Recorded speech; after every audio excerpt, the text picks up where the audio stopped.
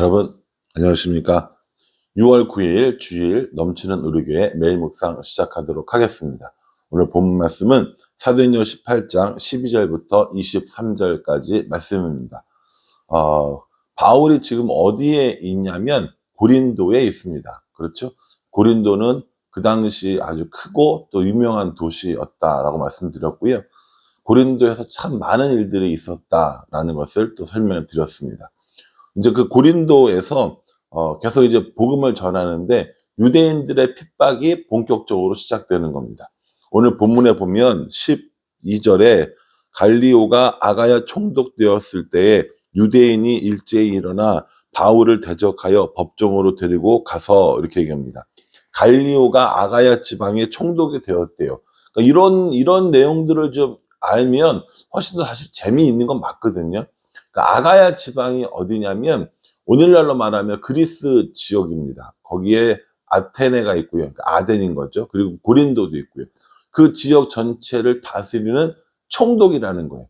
그러니까 총독이 다스린다는 건 뭡니까? 그 지역이 로마의 식민지였다라는 것이죠. 그래서 로마의 식민지였던 그 아가야 지방을 다스리기 위해서 로마에서 총책임자를 파견한 겁니다. 그 총독이 누구냐면 갈리오라는 사람인 거죠. 그렇게 갈리오가 그 아가야 지방을 다스리고 있었는데 바울이 그 지역에 고린도 쪽에 와서 계속 복음을 전하니까 자신들의 힘으로 어쩔 수 없었던 이 유대인들이 바울을 고소합니다. 고소하면서 내용이 뭐라고 그랬냐면 13절에 말하되 이 사람이 율법을 어기면서 하나님을 경외하라고 사람들을 권한다 하거늘 이렇게 얘기합니다. 율법을 어기는데 하나님을 경외하라고 한다라고 이렇게 얘기하는 거죠.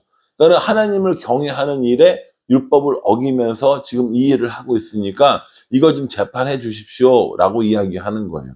보세요. 하나님을 경외하는데 율법을 어겼어요. 하나님을 경외하는 이 일에 율법을 어겼으니까 잘못된 거니까는 곧 바울을 감금해 주세요라고 얘기를 했는데 이게 누구한테 얘기했냐면 갈리오한테 얘기한 거거든요. 근데 갈리오가 이 총독이 이 내용을 알아요, 몰라요? 모르죠. 모릅니다. 그러니까는 이 갈리오가 뭐라고 이야기하냐면 14절에 바울이 입을 열고자 할 때 갈리오가 유대인에게 이르되 너희 유대인들아 만일 이것이 무슨 부정한 일이나 불량한 행동이었으면 내가 너희 말을 들어주는 것이 옳거니와 이렇게 얘기합니다. 이것이 불량하고 불법적인 일이면 내가 너희를 말을 들어주겠지만 그렇지 않고 15절에 만일 문제가 언어와 명칭과 너희 법에 관한 것이면 너희가 스스로 처리하라. 나는 이러한 일에 재판장 되기를 원하지 아니하노라. 이렇게 이야기합니다. 명칭과 언어에 관한 것들, 그렇죠? 언어와 명칭에 관한 것들이라면 난 너의 재판관이 될 생각이 없다라고 이야기하는 거죠. 자, 여기서 이제 우리가 중요한 로마의 이 종교 정책을 한번 살펴보아야 합니다.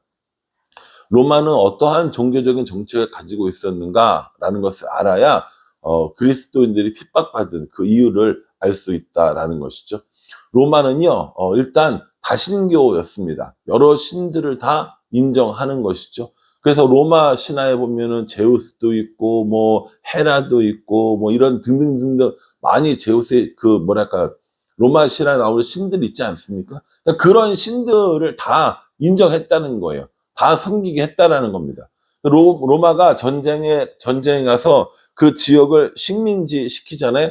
그런 그 식민지에 있는 종교들도 다 인정해 줬습니다. 종교를 인정했다는 거죠.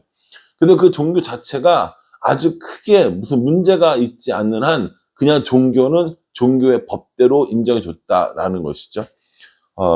그래서 이 로마는 유대교를 종교로 인정해 주었습니다. 그리고 처음에 이제 그리스도인들이 복음을 전할 때 이 로마 사람들은 유대인이 믿는 종교이기 때문에 그것이 유대교의 한 종파라고 생각했던 것이죠. 넓게 보면 유대교와 다를 바가 없다라고 생각한 겁니다. 그런데 시간이 점점 갈수록 유대인들이 그들을 미워하고 또 여러 가지 나쁜 소문, 저번에 말씀드렸던 뭐 영아를 먹는다라는 이런 소문들, 이런 것들이 점점 퍼지면서 그리고 점점 많아지고 세력화되는 것 같으니까 로마 정부가 의도적으로 이 기독교인들을 핍박합니다. 그때 그 핍박하는 이유가 뭐냐면 너희 종교는 로마가 허락하지 않은 종교다라는 거였어요. 유대교는 로마가 허락한 종교이기 때문에 그렇기 때문에 핍박받지 않아요. 자유로운 종교 활동이 보장되는 겁니다. 그런데 이 기독교는 유대교와 같은 줄 알았더니 다른 것이어서 그렇다면 너희는 종교를 인정해 줄 수 없어. 여러 가지 나쁜 행동과 나쁜 말이 있다는 소문이 있는데 그것 때문에 못 해줘 라고 이렇게 된 거죠. 그렇게 해서 유대인들과 다르다는, 유대인들과 정확하게 선이 그어지고 유대교를 믿는 사람들은 핍박받지 않고 기독교를 믿는 사람들은 핍박을 받게 되는 겁니다. 그러니까 이때까지만 해도 유대교와 기독교를 다른 종교로 여기지 않았다라는 것이죠. 로마 정부가 그랬고요. 갈리오가 그랬고요. 그래서 너희들의 문제는 너희들이 알아서 해라고 했다라는 거죠. 시간이 점점 지나면서 기독교인들을 박해하기 시작했고, 로마 제국 시대에 10번에 거친 대박해가 일어납니다. 많은 사람들이 죽었고요. 그렇게 하다가 313년에 우리가 잘 알고 있는 콘스탄틴 대제, 콘스탄틴 황제가 기독교를 종교로 공인을 해주는 겁니다. 그러니까 콘스탄틴 대제가 이 기독교를 국교로 만든 게 아니고요. 기독교를 그제서야 313년이 돼서야 기독교도 종교다라는 것을 인정해 주는 것이죠. 그 기독교가 종교로 인정받으면 어떻게 합니까? 이제 그때부터 핍박받지 않는 거예요. 자유로운 종교 활동이 가능한 겁니다. 거기에다가 콘스탄틴 대제가 이 전쟁을 할 때에 자기가 환상 중에 하나님이 자기를 도왔다고 생각했기 때문에 이 기독교에 많은 지원과 또 이런 기독교에 관련된 지도자들에게 좋은 자리를 주게 되었죠. 그래서 기독교가 갑자기 확 성장을 하게 된 거였습니다. 이전까지는 뭐였다고요? 종교로 인정하지 않았다는 겁니다. 심지어 종교도 아닌데 나쁜 소문들이 있고 옳지 않은 소문들이 있으니까 그것으로 인해서 핍박을 했고요. 또 그 당시에 이런 정치적인 지도자들이 자신들의 이익을 위해서 이 기독교인들을 박해했던 사람들의 환심을 사기 위해서죠. 그런 일들도 있었다라는 겁니다. 그러니까 여러분들 앞으로 이제 쭉 이 사도행전뿐만 아니라 앞으로 신앙생활 하시다가 로마는 왜 그렇게 기독교를 핍박했을까라고 생각할 때 로마는 기독교를 종교로 인정해 주지 않았습니다.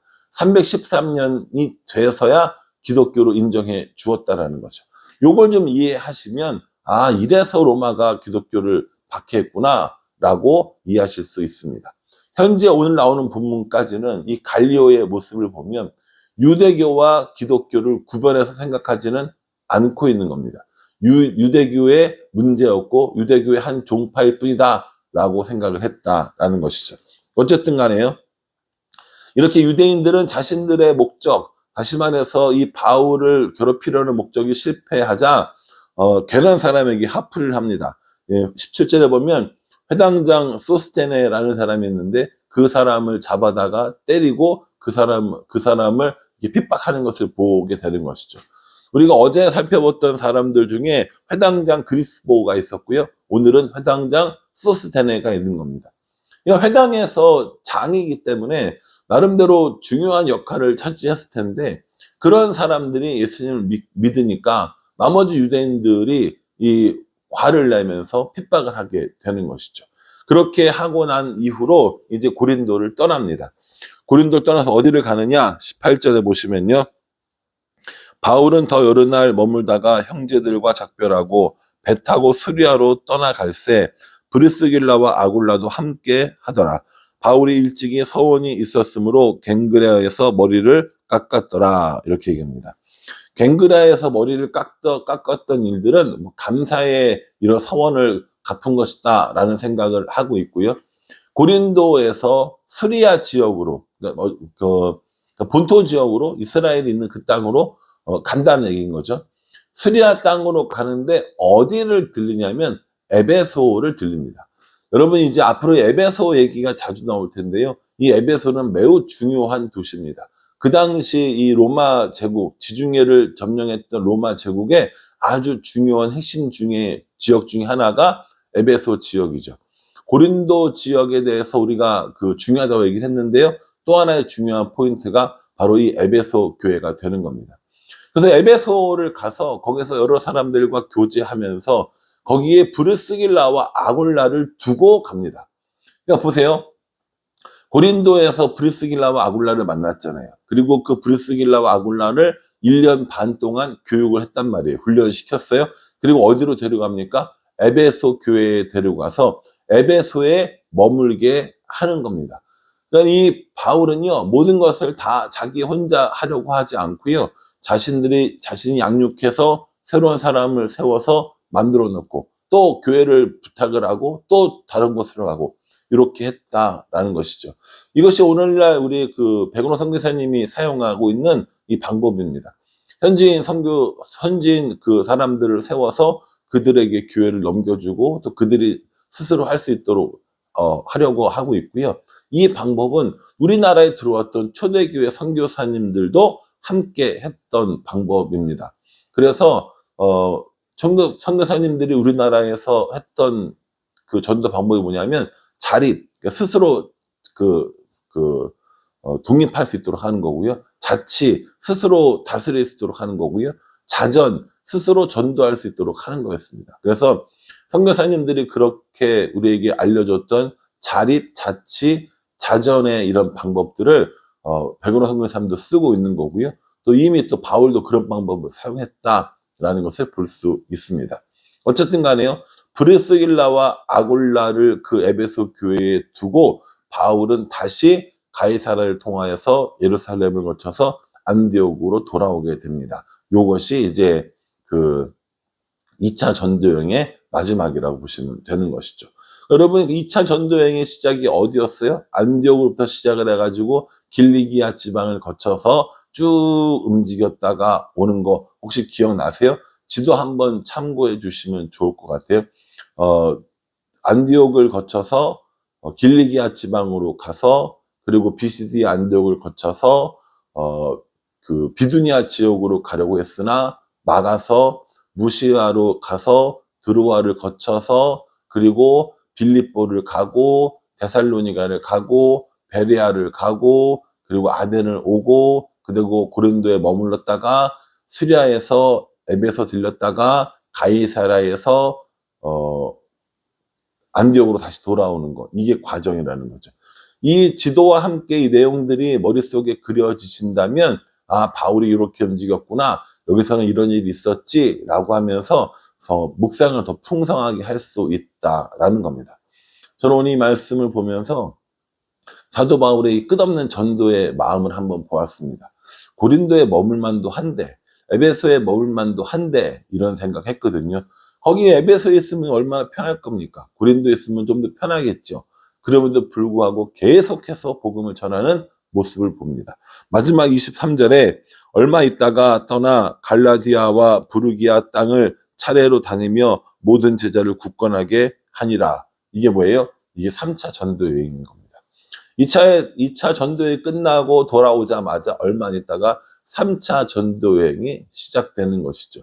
그러니까 정말 바울은 끝도 없이 복음을 전했다는 거예요. 이런 모습을 보면서, 아, 여기에 복음 전하고 여기에 복음 전하고 사람들이 이만큼 모이고 교회가 이만큼 있고 그러면 됐지라고 하는 것이 아니라, 누구에게 보여주기 위한 교회, 누구에게 보여주기 위한 전도, 누구에게 보여주기 위한 선교가 아니라, 혹은 스스로를 자랑하고 스스로를 만족하기 위한 전도와 선교가 아니라 하나님의 복음을 전하려고 하는 그 마음, 하나님의 나라가 확장되게 하고 싶은 그 마음을 가지고 끝없이 복음을 전하는 이 바울의 모습을 보면서 참 많은 것을 생각하게 되었습니다.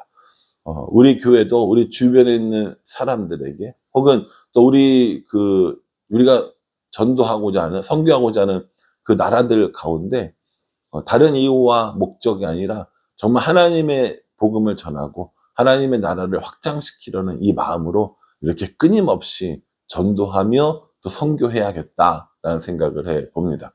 사랑하는 성도 여러분, 여러분들 주위에도 복음을 전할 사람들이 있습니까? 이렇게 끊임없이 복음을 전했던 사도 바울의 모습과도 같이 우리도 우리들의 이웃에게, 우리들의 친구, 우리들을 주변 사람들에게, 또 우리가 마음속에 품고 지역 입양을 꿈꾸며 기도하고 있는 그 지역들에 우리가 함께 기도하면서 복음 전하는 일을 게으르게 하지 말아야겠다라는 생각을 해 봅니다. 저와 여러분 바울과도 같이 복음에 사로잡힌 자 되어서 그 복음을 전하는 자로 살아가는 우리가 될 수 있기를 주님의 이름으로 축복합니다. 기도하겠습니다. 하나님, 2차 전도 여행이 마무리되었습니다. 그리고 곧 3차 전도 여행을 떠나게 됩니다. 이렇게 계속해서 복음을 전하는 바울의 모습을 보면서 우리들의 모습을 돌아보게 됩니다. 하나님, 우리도 이렇게 끊임없이 복음을 전하며 하나님 나라를 증거하는 사람들 될 수 있도록 은혜 베풀어 주시옵소서. 예수님의 이름으로 기도합니다. 아멘. 예, 여러분 오늘 주일입니다. 와서 예배 드리고요. 함께 또 교제하면서 하나님의 나라에 그리고 복음의 확장에 대해서 함께 꿈꾸는 우리 모두가 될 수 있기를 간절한 마음으로 기도하겠습니다. 감사합니다.